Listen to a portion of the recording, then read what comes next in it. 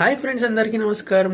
ఇప్పుడే promo number 2 చూశాను. ఇమాన్యుయల్ తప్పేమి లేదన్నారు నాగార్జున గారు. అండ్ పర్ఫెక్ట్గా నాకు కూడా అర్థమైంది. ఎందుకంటే ఆ రోజు అన్నప్పుడు హరీష్ గారు కూడా నవ్వారు. తర్వాత గొడవ పెట్టుకోవాలని గొడవ పెట్టుకున్నారు. సో హరీష్ గారికి అండ్ ఇలాగే ఇంకో క్యాండిడేట్కి కూడా ఇవ్వాలి. ఆ క్యాండిడేట్ ఎవరు తెలుసా? మర్యాద మనీష్.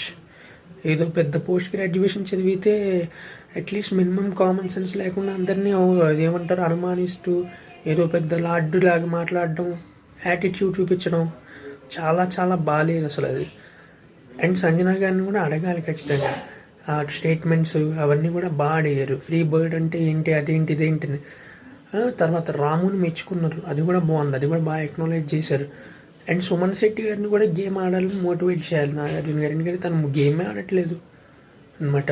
ఇవి తీసేస్తే కళ్యాణ్ ఎందుకు అలా చేశాడో అది కూడా అడగాలన్నమాట. ఇవే నా పాయింట్స్. మీకు కూడా ఇంకేమైనా పాయింట్స్ తెలిస్తే భయ్యా ప్లీజ్ కమెంట్ చేసి చెప్పండి.